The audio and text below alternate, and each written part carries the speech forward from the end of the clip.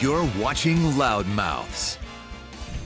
Welcome into Loudmouths, the great debate. I'm Maria Marino, along with Eamon McAnaney. We're going to play What Are the Odds when it comes to New York football running backs. We'll start with the Giants and Saquon Barkley, as DraftKings Sportsbook has his number of rushing yards for the upcoming season set at 1,250.5. Eamon, do you think he'll go over or under that? Maria, this screams sucker's bet to me because I don't think there's any way he doesn't hit the over on this one, obviously, except if he gets hurt. You take a look at his numbers. Rookie year, he had over 1,300 yards as a running back, on the ground as a rookie. Last year, he didn't hit that number because he was hurt, obviously. But I take a look at a revamped offensive line. Now, you don't expect Thomas and Parrott to be Baselli and Ogden right away as rookies, but the offensive line has to be improved. The only wild card here is you don't know Joe Judge's offensive philosophy, but he has to lean on Saquon Barkley more than Shermer did. I think this is a lock at the over.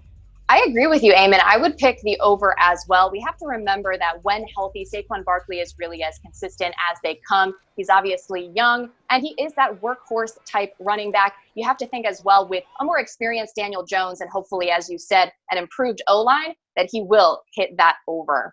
Now to the Jets and Le'Veon Bell, DraftKings Sportsbook has his number of rushing yards for the season set at 850.5. Do you think he'll go over or under that?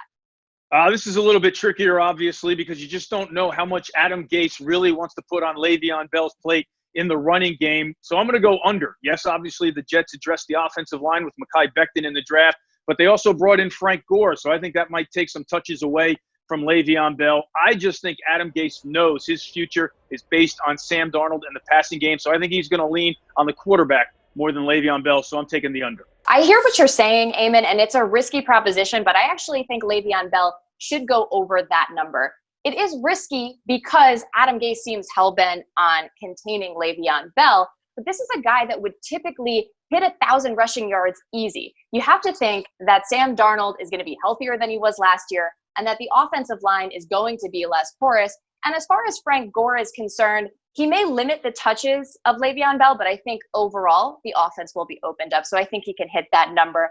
But if he doesn't, you know what I'm going to say. I'm just going to say blame Adam Gase. Maria, you bring up a great point. You take a look at the numbers he produced in Pittsburgh as opposed to the Jets. Huge difference. But obviously the Steelers had a tremendous offensive line, and I don't think the addition of Mekhi Becton all of a sudden turns the Jets into that kind of an O-line.